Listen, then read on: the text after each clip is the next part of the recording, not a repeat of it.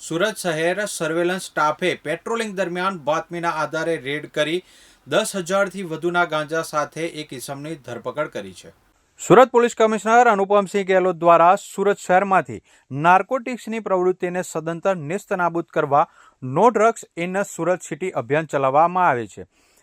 તે અંતર્ગત અધિક પોલીસ કમિશનર સેક્ટર 2, નાયબ પોલીસ કમિશનર ઝોન 6 તથા મદદનીશ પોલીસ કમિશનર જે ડિવિઝનની સૂચનાના આધારે બેસ્તાન પીઆઈ તથા સેકન્ડ પીઆઈની સૂચના અને માર્ગદર્શન હેઠળ તેમજ સર્વેલન્સ સ્ટાફના પીએસઆઈના નેતૃત્વ હેઠળ એએસઆઈ રીતેશ મોહનભાઈ તથા હેડ કોન્સ્ટેબલ રાકેશ હીરાભાઈ પેટ્રોલિંગમાં હતા.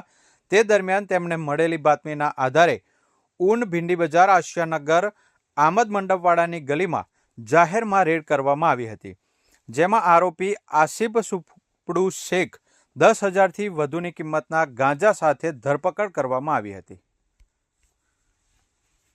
માનનીય પોલીસ કમિશનર શ્રી અનુપમસિંહ ગેહલોત સાહેબની સૂચના અને માર્ગદર્શન મુજબ no drugs in Surat city અભિયાન અંતર્ગત સુરત શહેરની specialise branch, crime branch, SOG તદુપરાંત પોલીસ સ્ટેશનની વિવિધ ટીમો ડ્રગ્સના જે દૂષણ જે છે એના ઉપર અસરકારક નિયંત્રણ લાવવા માટે પરિણામલક્ષી અને અસરકારક કામગીરી કરી રહી છે.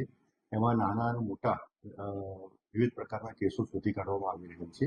દરમિયાન આ અભિયાન અંતર્ગત ગઈકાલ રાત્રે એક ઇનપુટ બેસ્તાન પોલીસ સ્ટેશનના ડી સ્ટાફના કર્મચારીને મળેલું હતું કે એમાં ઊન ભીંડી બજાર વિસ્તારમાં આશિયાનગરની બાજુની ગલીમાં એક ઈસમ જે ઇનપુટમાં એમાં વર્ણન પણ મળ્યું હતું, એ ઈસમ એની પાસે ગેરકાયદેસર ગાંજાનો જથ્થો છે અને એ ચોરી છુપીથી વેચાણ કરવાનું છે.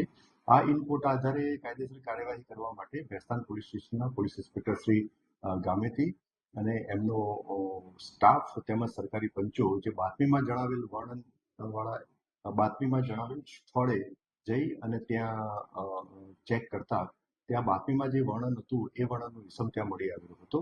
તેની અંગ ઝડપી કરતા અને પ્રાથમિક પૂછપરછ કરતા તેની અંગ ઝડપીમાં એક પ્લાસ્ટિકની કાળી થેલીમાં એક વનસ્પતિજન્ય ભીનો ઘેરા લીલા કલરનો ડાળખા, પાંદડા અને બીજ સાથેનો એક વનસ્પતિજન્ય પદાર્થ મળી આવેલો હતો. એની લાક્ષણિક વાસ ચેક કરતા એ પ્રાથમિક દ્રષ્ટિએ ગાંજો હોવાનું જણાઈ આવતા આ બાબતે એફએસએલના અધિકારીના સ્થળ ઉપર બોલાવી અને એફએસએલ અધિકારીના પાસે જે કીટ રહેલી છે એનાથી પરીક્ષણ કરતા એ જે વનસ્પતિજન્ય પદાર્થ જે છે એ પ્રાથમિક દ્રષ્ટિએ ગાંજો હોવાનું પરીક્ષણમાં જણાઈ આવ્યું. જે આધારે આ આરોપી વિરુદ્ધમાં એક એનડીપીએસ એક્ટ હેઠળ કેસ દાખલ કરવામાં આવેલું છે.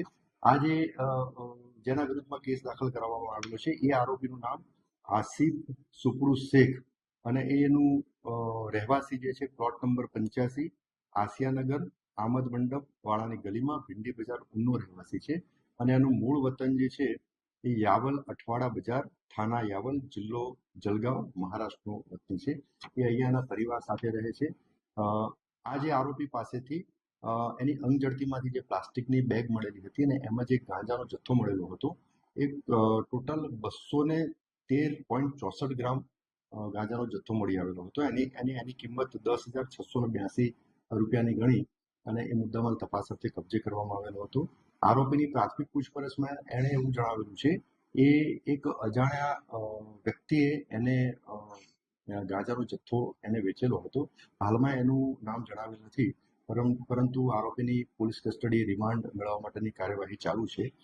તપાસ દરમિયાન આરોપીની કોઈ ગુનાહિત ઇતિહાસ પણ જણાઈ આવતું નથી અને આ આરોપીની પ્રાથમિક પૂછપરછમાં એવું જણાઈ આવે છે કે છેલ્લા એકાદ મહિનાથી એ આ ગાંજાનો ગેરકાયદેસર વેપાર કરે છે અને એ થોડી કિંમત ઓછી કિંમતમાં ગાંજાનો જથ્થો લાવે છે અને નાની પ્લાસ્ટિકની કોથળીમાં બનાવી અને છૂટક ગાંજાનો જથ્થો વેચાણ કરે છે ગેરકાયદેસર રીતે.